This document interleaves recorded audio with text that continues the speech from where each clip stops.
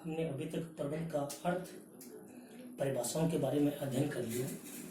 आज का जो अपना बिंदु है, आज का जो अपना बिंदु है वो है प्रबंध की विशेषताएं। प्रबंध की विशेषताएं या लक्षण।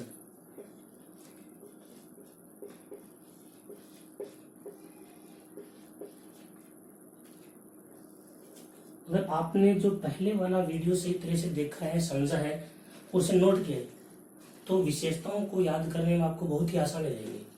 मैंने पहले ही बताया आपको कि जो परिभाषाएं होती है उनसे विशेषताएं निकलती है। तो अपनी प्रबंध की विशेषताओं में सबसे पहली विशेषता है प्रबंध अन्य व्यक्तियों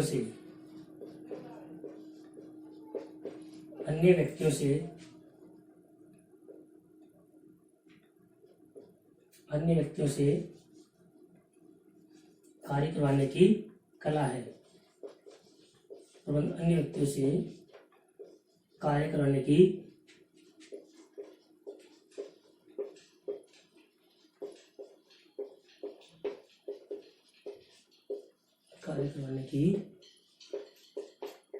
कला है। देखो बेटा, हमने मेरी पार्कर पोलेट के अनुसार पढ़ी थी कि प्रबंध क्या है, दूसरे व्यक्ति से कार्य करवाता है। और लॉरेंस एप्रिल ने भी क्या कहा था, अन्य व्यक्तियों के प्रयासों से परिणाम प्राप्त करना क्या है भाई, प्रबंध है। ठीक है, तो सबसे पहली बात क्या है, अन्य व्यक्तियों से कार्य करवाना। जो व्यक्ति दूसरे व्यक्ति से कार्य करवा सकता है तो समझ लो कि उसमें प्रबंधन की क्षमता है, क्योंकि वो उस व्यक्ति को मैनेज किया है, उसने क्या किया है, मैनेज किया है। ठीक है, दूसरे व्यक्ति से कार्य कराने की कला है। अपनी दूसरी विशेषता, प्रबंध औपचारिक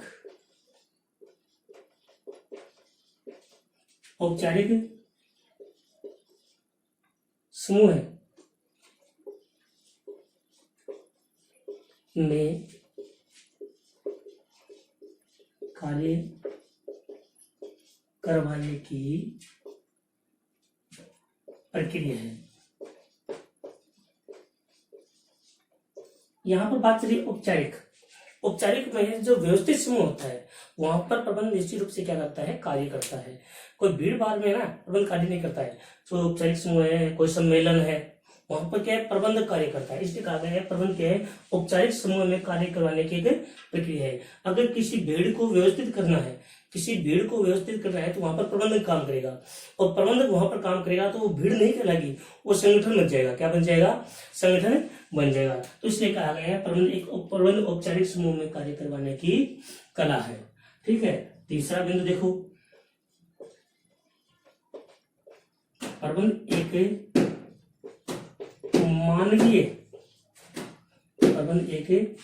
मानवीय क्रिया है या प्रक्रिया है। यहाँ पर बात करते हैं, देखो, मानवीय प्रक्रिया, क्योंकि प्रबंध का कार्य है वो किसी व्यक्ति विशेष द्वारा किया जाता है, किसी व्यक्ति विशेष द्वारा किया जाता है, न कि पशु पक्षियों द्वारा किया जाता है। इसलिए कहा गया है कि प्रबंध एक मानवीय प्रक्रिया है। क्या है भाई, प्रबंध एक मानवीय प्रक्रिया है। अपना चौथा बिंदु, प्रबंध एक सृजनात्मक क्रिया है। सृजनात्मक मतलब किसी वस्तु विशेष का उत्पादन करना। प्रबंधक क्या करता है, विभिन्न प्रकार के संसाधनों का उपयोग कर किसी न किसी चीज से क्या करता है, निर्माण किया जाता है। इसलिए क्या कहा गया है, प्रबंध एक सृजनात्मक क्रिया है। क्या कहा गया, प्रबंध एक सृजनात्मक क्रिया है। ठीक है,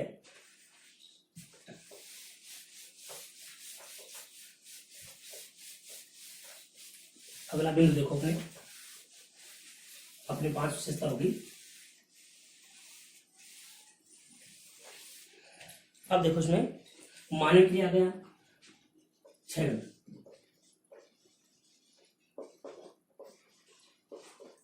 प्रबंध एक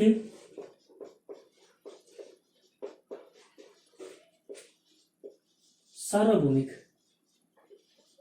प्रक्रिया है। प्रश्न आ जाए, प्रबंध एक सार्वभौमिक प्रक्रिया कैसे? बट अपने को ध्यान रखना है कि प्रबंध एक सार्वभौमिक प्रक्रिया है, क्योंकि प्रबंध है वो सभी जगह विद्यमान क्या है, सभी जगह। ऐसा कोई भी संगठन नहीं है जहां पर प्रबंध कार्य नहीं करता। जैसे इसको विस्तार पढ़ते हैं, प्रबंध सामाजिक,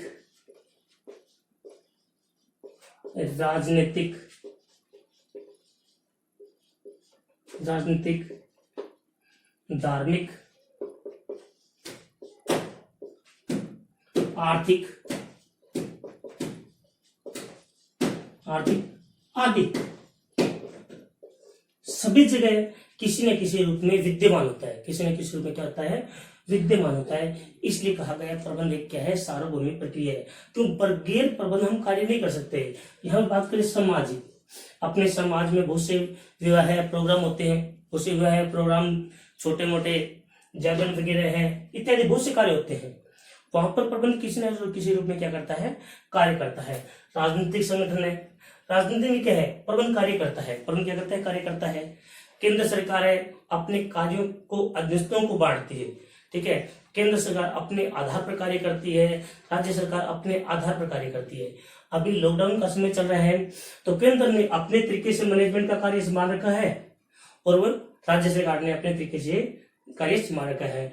वहीं पे बात करें धार्मिक कार्यों की, धार्मिक, ठीक है, धार्मिक मतलब धर्म कैसा भी हो, धर्म कैसा है, हिंदू मुस्लिम सिख ईसाई कोई भी धर्म हो, उसमें सभी में क्या है, एक व्यवस्थित प्रक्रिया है। क्या है, एक व्यवस्थित प्रक्रिया है। वहां पर भी कई प्रकार के संस्कार होते हैं, कई प्रकार के संस्कार होते हैं। उसके बाद क्रिया, इन व्यवसाय, आर्थिक क्रिया, व्यवसाय, व्यवसाय क्या है, गैर व्यवसायिक हो, गैर व्यवसायिक हो, ठीक है, उसमें निश्चित रूप से क्या है, प्रबंध कार्य करता है। तो इसलिए कहा गया है प्रबंध एक सार्वभौमिक प्रक्रिया है, या सार्वभौमिक प्रक्रिया बोल दो, या प्रबंध क्या है, सर्वमान्य है।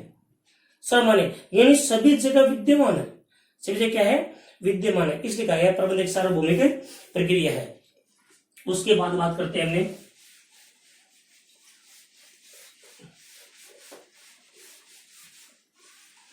साधन विधि।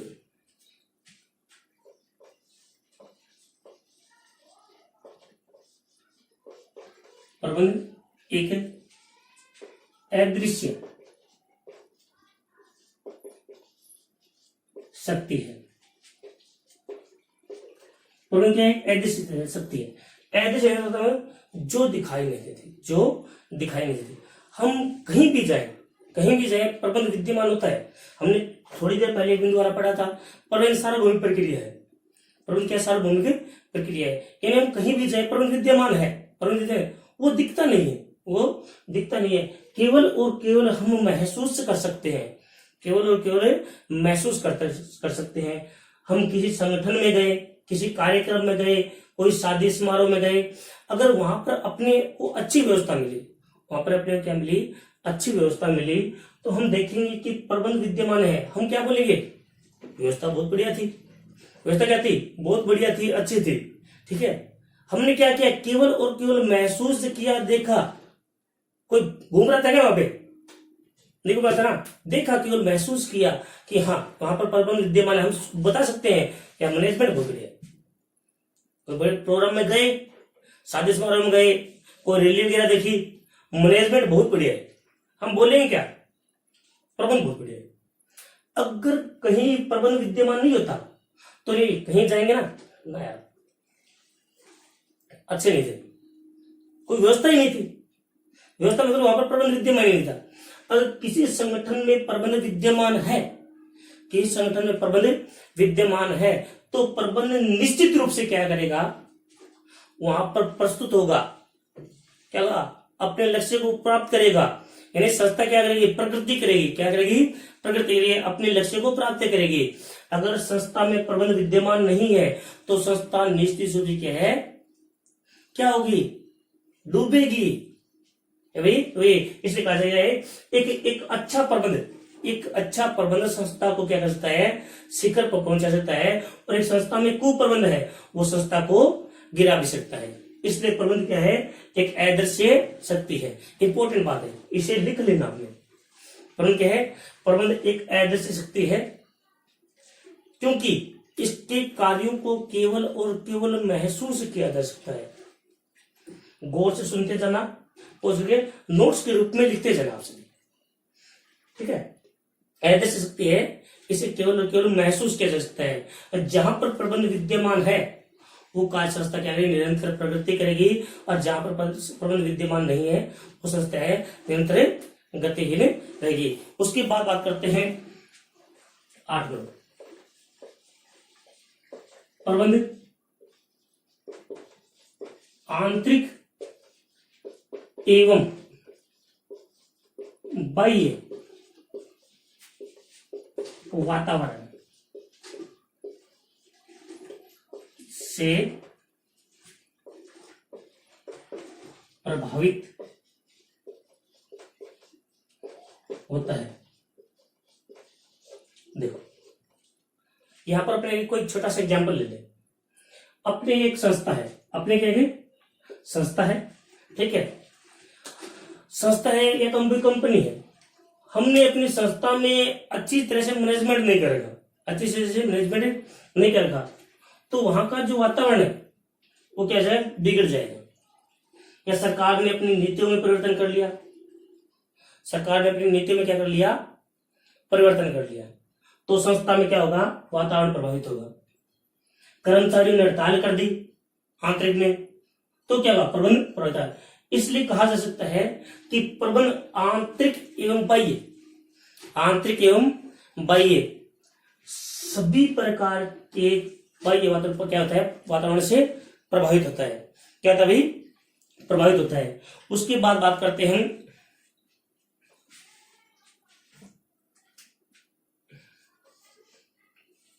एक बात हो रही साथ में, नेक्स्ट बिंदु जोड़ दे इसमें, प्रबंध मानवीय एवं भौतिक, मानवीय एवं भौतिक संसाधनों में समन्वय स्थापित करता है। यहां पर बात है समन्वय, किसके भाई, समन्वय के। समन्वय का अर्थ होता है तालमेल, तालमेल या सामंजस्य।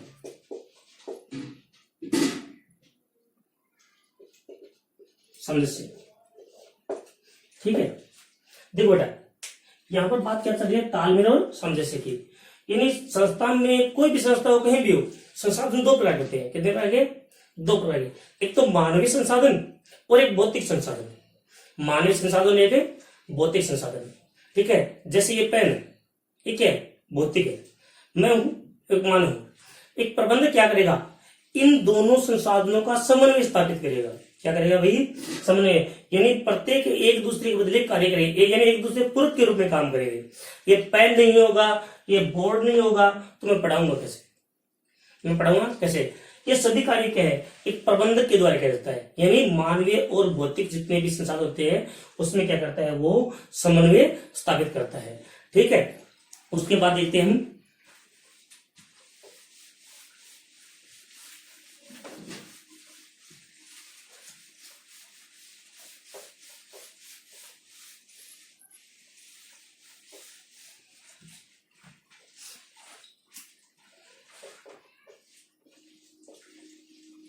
प्रबंध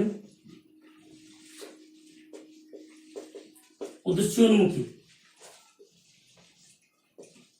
उद्देश्योन्मुखी या लक्ष्योन्मुखी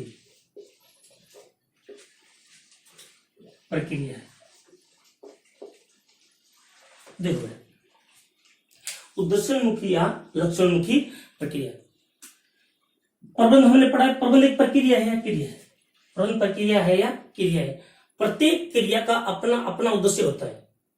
प्रत्येक क्रिया का क्या होता है, अपना अपना उद्देश्य होता है। जैसे एक बच्चा है, स्टूडेंट है, वो पढ़ता है किसके लिए, अच्छे अंक प्राप्त करने के लिए, अच्छे अंक प्राप्त करने के लिए पढ़ना के लिए।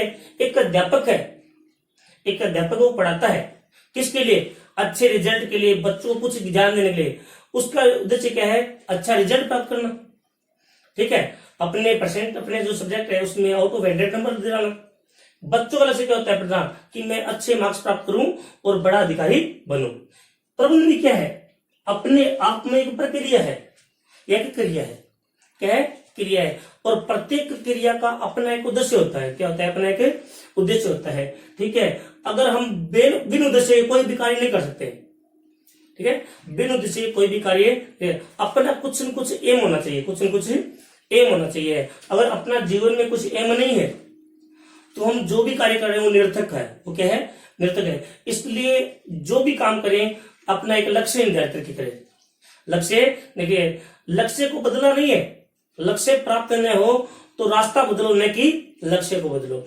इसलिए प्रबंध क्या है, प्रबंध जो भी कार्य करता है वो उद्देश्य को ध्यान में रख के करता है। किसके ध्यान में रख के करता है, उद्देश्य को ध्यान में रख करता है। इसलिए कहा गया प्रबंध एक उद्देश्योन्मुखी या लक्ष्योन्मुखी प्रक्रिया है, ठीक है। हमने आज 10 विशेषताएं पढ़ी है, क्या पढ़ी है, 10 विशेषताएं पढ़ी है। तो इन 10 विशेषताओं को अपने को सविस्तार वर्णन करना है वापिस, ठीक है। थोड़ा देखो अपने 2-4 अभी देखते हैं कितनी याद होगी अपनी। पहली विशेषता क्या पढ़ी थी, पहले हमने पढ़ी थी प्रबंध अन्य व्यक्तियों से कार्य करवाने की कला है। प्रबंध अन्य व्यक्तियों से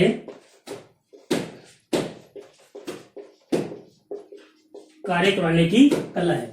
किससे कला है, अन्य व्यक्ति से कार्य करवाने की कला है। अपने 7-8 विशेषताएं तो अभी याद हो जाएगी, ठीक है। और हम दोबारा रिपीट करेंगे, वीडियो को देखेंगे, बार बार देखेंगे, 2 बार देखेंगे, 3 बार देखेंगे, अपनी विशेषताएं क्या हो जाएगी, पूरी पूरी याद हो जाएगी। दूसरी में देखिए प्रबंध क्या है, एक सृजनात्मक प्रक्रिया है, सृजनात्मक प्रक्रिया है। तीसरी में पढ़ी थी प्रबंध एक मानवीय प्रक्रिया है, मानवीय प्रक्रिया है।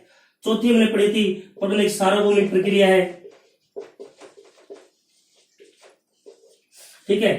5 प्रबंध एक औपचारिक समूह में कार्य करानी है, औपचारिक समूह में कार्य कराने की प्रक्रिया है। 6ठी हमने पढ़ी थी, क्या पढ़ी थी, प्रबंध एक आदर्श शक्ति है,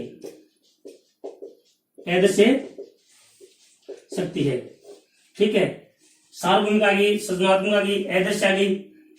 उसके बाद हमने पढ़ा था कि प्रबंध क्या है, मानवीय और भौतिक संसाधन में समन्वय की प्रक्रिया है, किसकी, तालमेल की प्रक्रिया है, ठीक है। कितनी याद होगी अपने, एक प्रबंध उद्देश्योन्मुखी प्रक्रिया है, उद्देश्योन्मुखी प्रक्रिया है, ठीक है। बट अपने को याद रखना है, अपने क्या रखना है, ये याद रखना है, ठीक है। विशेषताएं पढ़ लिया आज अपने। और अगला जो अपना बिंदु रहेगा वो रहेगा प्रबंध के उद्देश्य, प्रबंध के उद्देश्य। उसका हम अध्ययन नेक्स्ट वीडियो में करेंगे।